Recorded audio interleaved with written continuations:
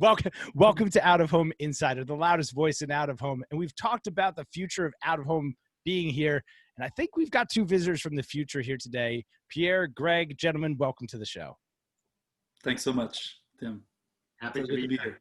Absolutely. It's a very cool concept, very cool partnership that you guys get going on. But in case folks don't know who you are, let's just go left to right. Greg, tell us a little bit about yourself and about what Nayax does. Sure. So I feel like I'm speaking for many people when I say, if I could be from the future after this year, I would gladly be from the future. Probably wouldn't come back. That's absolutely right. But I'm Greg Toothaker. I'm the CRO at Nayax. I've been there for about 3.5 years and been in this crazy thing called digital advertising for about 2 decades. So very much looking forward to today's conversation and appreciate you having us on. Absolutely. I think you're going to bring unique perspective to the conversation. Pierre, tell us a little bit about yourself, where you're coming from today in the world. Yeah, so I'm CEO of Etedra, and my background is a little bit more digital for about 15, 16 years now, and in the digital out-of-home space for 3-5 years now. So very excited to be here as well. Awesome. Greg, I'm going to give you this first one. The folks that listen to the show, we've got media executives, we've got agency executives, business development folks from both sides. But for people that maybe aren't familiar, tell us a little bit about what Nayax does in the out-of-home space. Yeah, so I think in order to understand the out-of-home space, you have to kind of understand what we do in general. So Nayax has been around for about 4 years, and ultimately we are a marketplace and a contract compliance platform. So, when we were putting this company together 4 years ago, there were a number of industry challenges that we were looking to solve. Some of those obviously still exist, things like a lack of transparency, brand safety issues and fraud issues, ultimately that lead to, contribute to compliance. Our buyers getting what they pay for when they enter into these contracts with their sell side partners.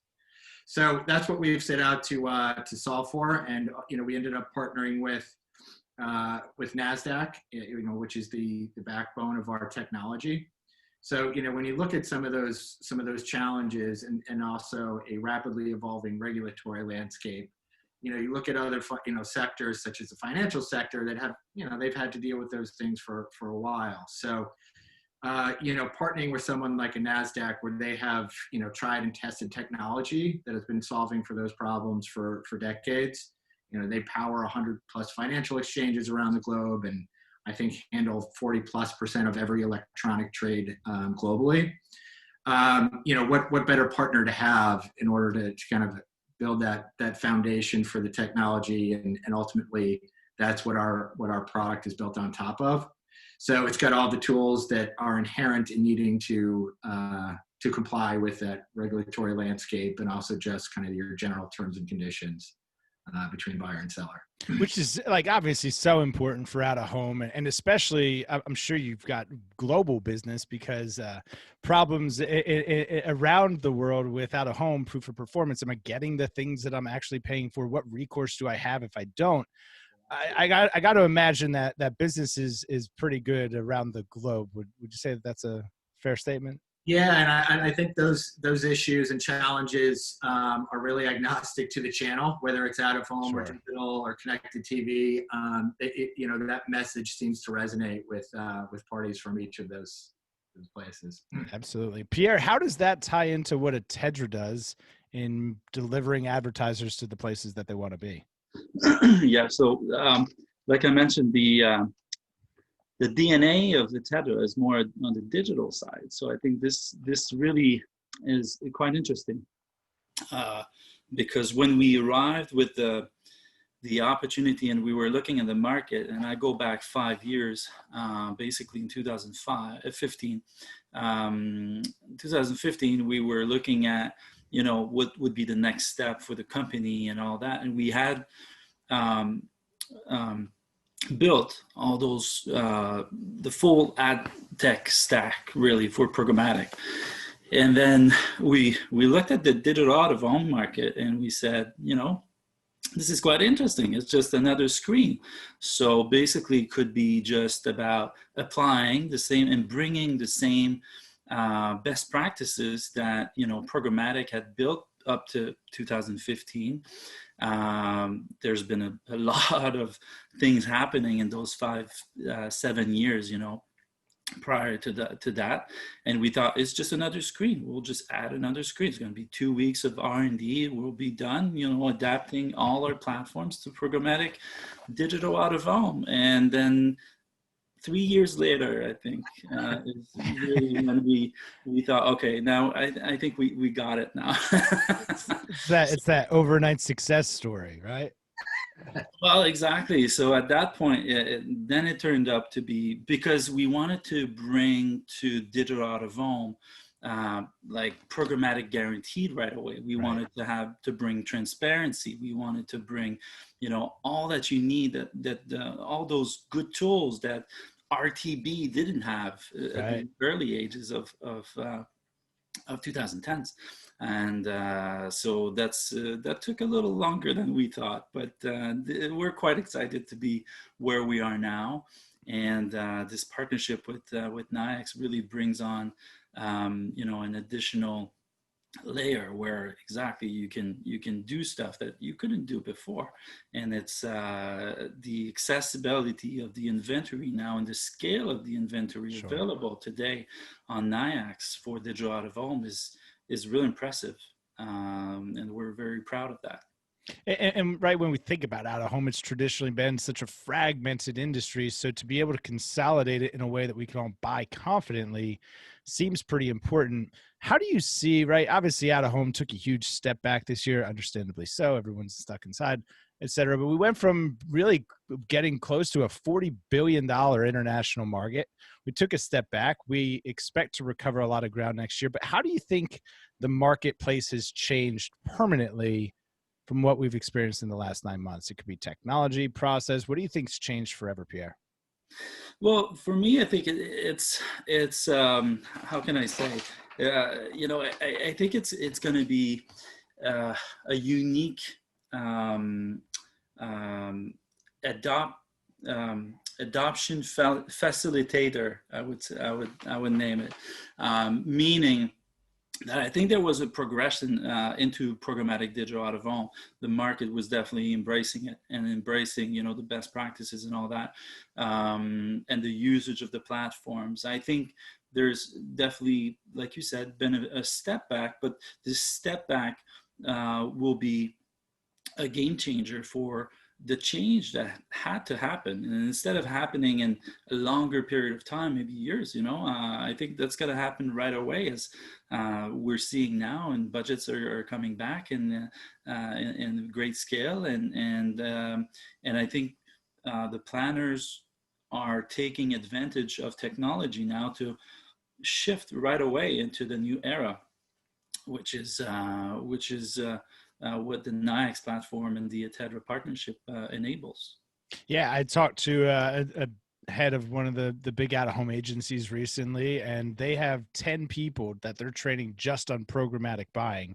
Even though they don't account for it making up a ton in the way of revenue, but they're dedicating resources now for that long-term build-out. Greg, how do you see the adoption coming from the buy side for a platform, for a medium like out of home? How has that changed? Yeah, the appetite is I think as strong as ever. Again, this is somewhat new territory for us at Nayax, exciting new territory. But certainly, when we talk to our buy side partners, they're looking for unique supply opportunities ultimately, and certainly, Atedra is one of the companies that brings those to market. So that's what we're excited about, and just getting the awareness and the word out there that those types of opportunities are available on our marketplace. The other thing that I'll mention, just in terms of, answering your earlier question, I wanted to answer it from a consumer point of view, because I think, out of home, to me, even during this crazy year with the pandemic, we got involved in an industry initiative called AdTech Cares, which was essentially started by a conglomerate of ad tech companies, as well as some others in the media space. But it was supporting just kind of COVID education and awareness, and kind of also evolved into addressing some of the social justice issues that we've obviously heard a lot about this year.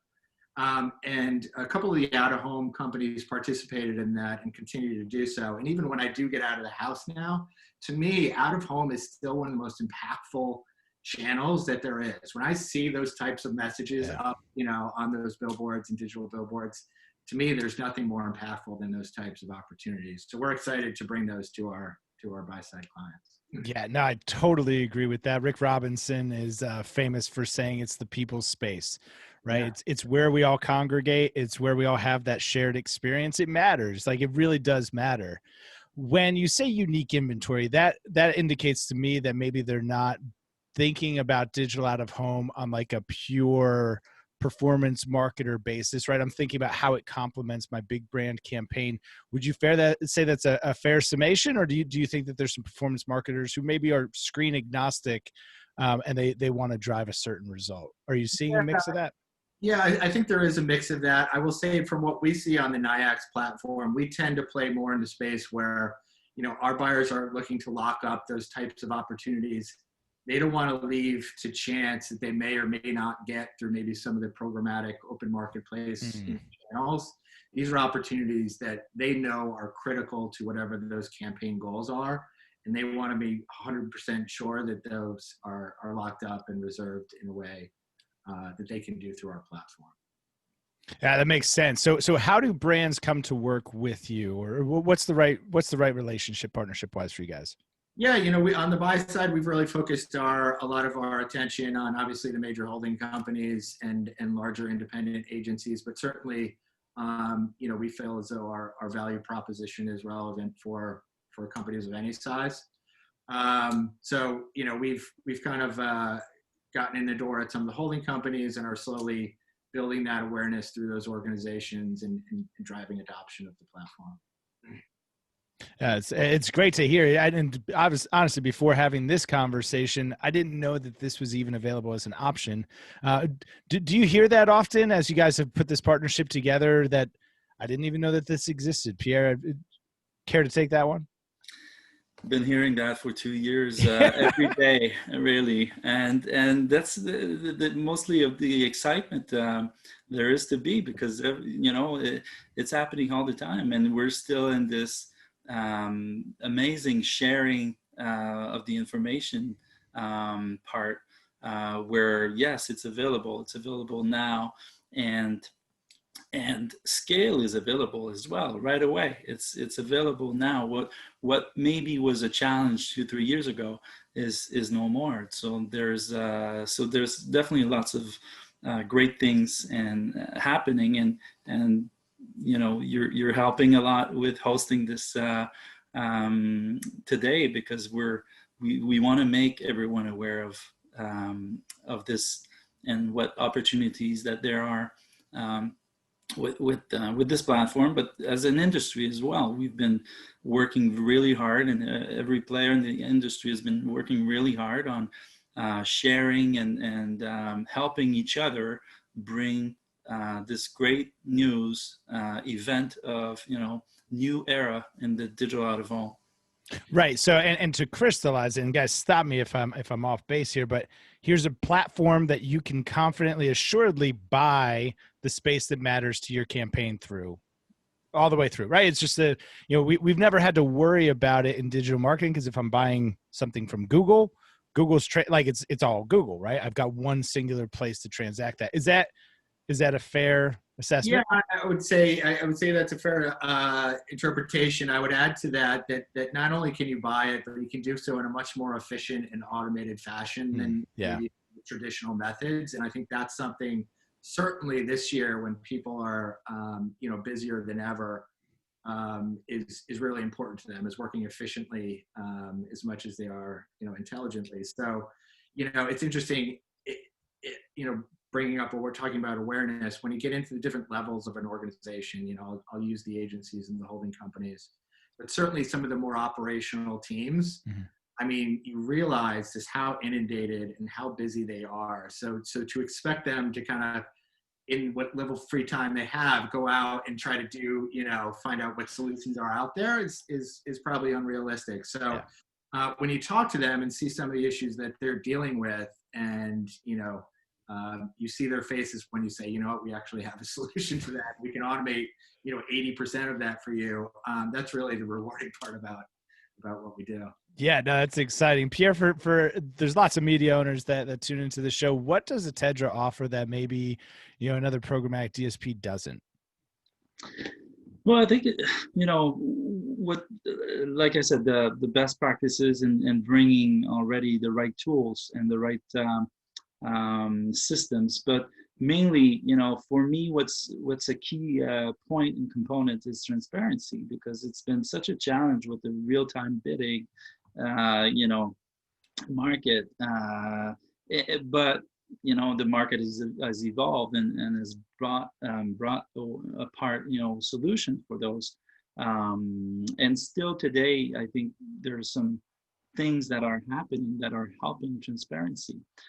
Media owners need to have confidence into programmatic digital out of home in general, and I think Atedra has been really focused on bringing those tools and systems in place and bringing those solutions together to facilitate and to make sure that everyone's aware of what's happening, and that operators, and specifically operators, to your question, understand what's going on and what's happening and who and where and how much, and all that is very easy for them to understand, so they can remain in control and stay in control of everything that's happening, especially with programmatic guaranteed mode, but in general, that's, I think, it's been a big focus for us, for operators. Yeah, and listen, I mean, who doesn't want to sell more? We don't have a inventory shortage.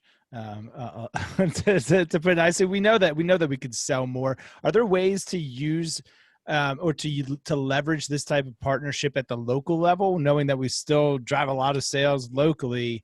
Are there ways for media owners to take advantage of this at a local level as well?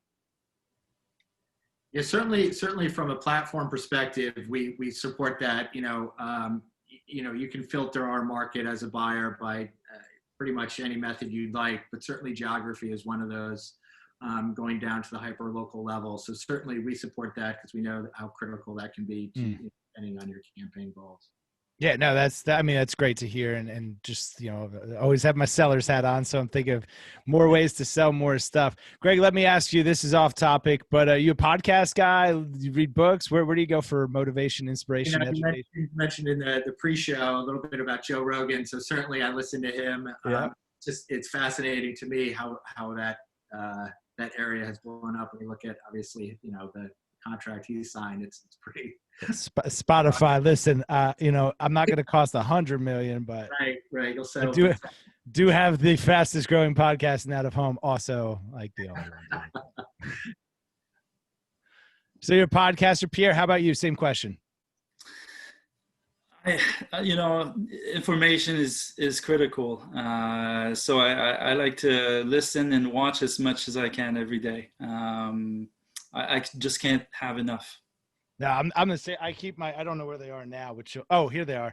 I keep the AirPods whenever I'm in between calls. I'll just stop, play the podcast. It'll take me 10 hours to finish a half an hour, but yeah, same thing. Just always ingesting more information. All right, here's the bonus question. Neither of you can answer that it's this partnership.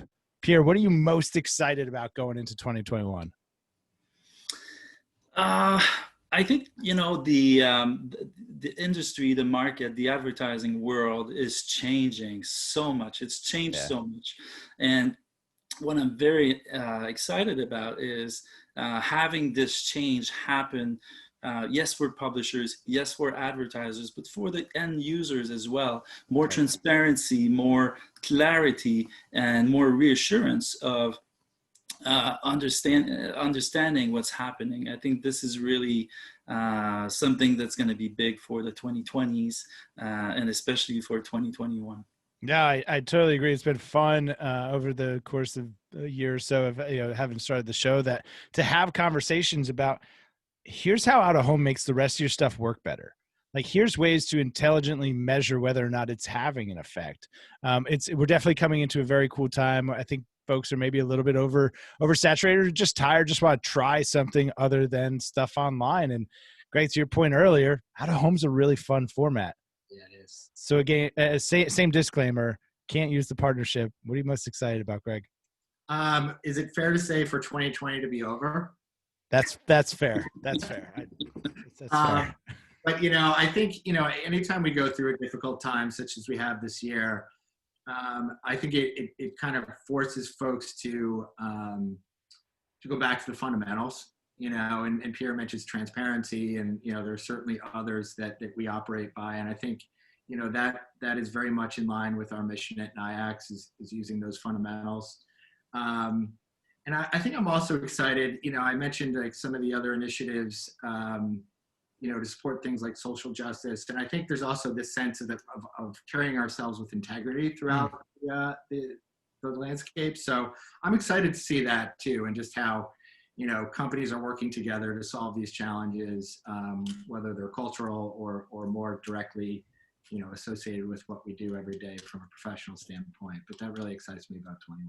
Yeah, I'm excited about the same. Once upon a time, I was in the Marine Corps, and our senior drill instructor always said, do the right thing, right? That's important, but do the right thing even when no one's watching. And I'm in on the integrity culture idea. Gentlemen, this has been a lot of fun, and I'm sure a lot of folks are going to have questions. So, Pierre, where should people find you? LinkedIn or my email, pafradet@tedra.com. Call me, email me, write me. I'm available for sure. We'll make sure they get in touch. I'll put all that stuff down below. Greg, where should people find you? I'm here, certainly LinkedIn, gtoothaker@niax.com. There aren't that many Greg Toothacres out there, so you won't have a hard time. It's really his last name. It's Toothaker. We waited till the end because I didn't want to butcher it in the intro. But gentlemen, thanks so much. If you found this helpful, please share it with somebody else who could benefit. As always, the best way to help the show is smash that subscribe button down below there in the corner. Until next time, we'll see you guys. Thanks, Tim. Thank you, Tim.